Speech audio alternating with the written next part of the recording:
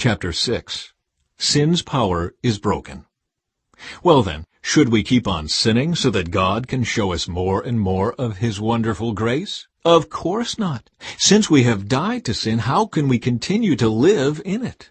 Or have you forgotten that when we were joined with Christ Jesus in baptism, we joined Him in His death? For we died and were buried with Christ by baptism. And just as Christ was raised from the dead by the glorious power of the Father, now we also may live new lives.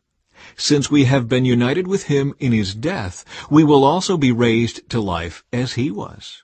We know that our old sinful selves were crucified with Christ, so that sin might lose its power in our lives. We are no longer slaves to sin. For when we died with Christ, we were set free from the power of sin.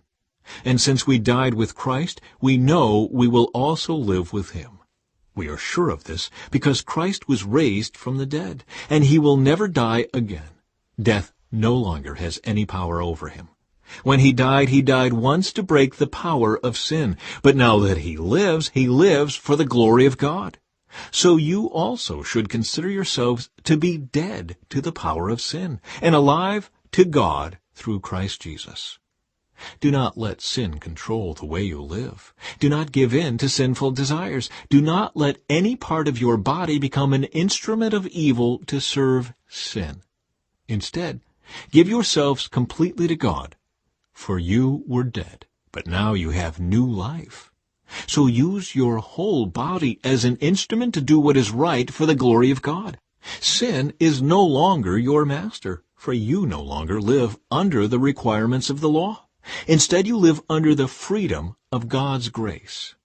Well then, since God's grace has set us free from the law, does that mean we can go on sinning? Of course not. Don't you realize that you become the slave of whatever you choose to obey? You can be a slave to sin, which leads to death, or you can choose to obey God, which leads to righteous living. Thank God. Once you were slaves of sin, but now you wholeheartedly obey this teaching we have given you. Now you are free from your slavery to sin, and you have become slaves to righteous living. Because of the weakness of your human nature, I am using the illustration of slavery to help you understand all this.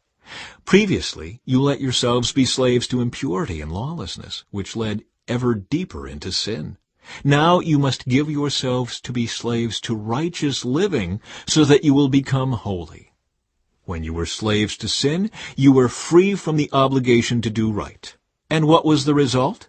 You are now ashamed of the things you used to do.